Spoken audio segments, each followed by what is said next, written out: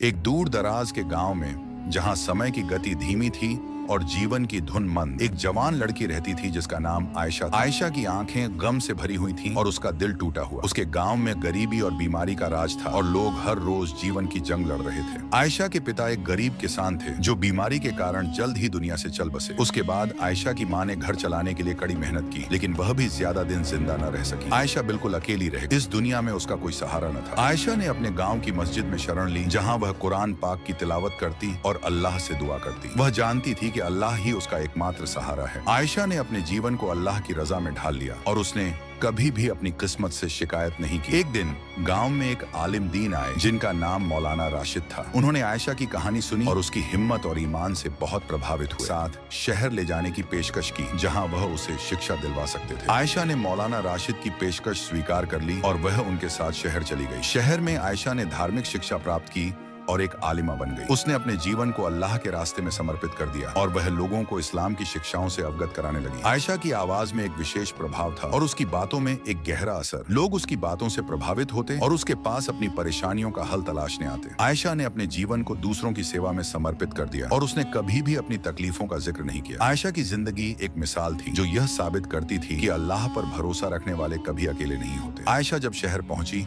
तो उसने एक नई दुनिया देखी। गांव की शांति और सादगी के विपरीत शहर में शोर शराबा और रंगीनी थी। आयशा को शुरू में शहर की तेज रफ्तार जिंदगी से तालमेल बिठाने में मुश्किल आई, लेकिन मौलाना राशिद के मार्गदर्शन और अल्लाह पर भरोसे ने उसे मजबूत बनाया। आयशा ने मदरसे में दाखिला लिया और धार्मिक शिक्षा प्राप्त करना शुरू किया। वह एक बुद्धिमान और मेहनती छात्रा थी और उसने जल्द ही कुरान, हदीस और फिक्र में महारत हासिल कर ली। उसकी आवाज में एक विशेष करुणा थी और जब वह कुरान की तिलावत करती तो लोग उसकी ओर खींचे चले आते। मौलाना राशिद ने आयशा की क्षमताओं को पहचाना और उसे लोगों को इस्लाम की शिक्षाओं से अवगत कराने के लिए प्रोत्साहित किया। आयशा ने मस्जिदों और मदरसों में पाठ देना शुरू किया और उसकी बातों ने लोगों के दिलों पर गहरा प्रभाव डाला। आयशा की प्रसिद्धि दूर दूर तक फैल गई और लोग दूर दराज से उसके पास अपनी परेशानियों का हल तलाशने आते। आयशा ने कभी किसी की मदद करने से इनकार नहीं किया और वह हमेशा लोगों को अल्लाह के रास्ते पर चलने के लिए प्रोत्साहित करती थी। एक दिन एक अमीर आदमी आयशा के पास आया और उसे एक बड़ा दान दिया। कहा कि वह आयशा की सेवा से बहुत प्रभावित हुआ है और वह चाहता है कि वह इस राशि का उपयोग गरीबों और जरूरतमंदों की मदद के लिए करे। आयशा ने दान स्वीकार कर लिया, लेकिन उसने इस राशि को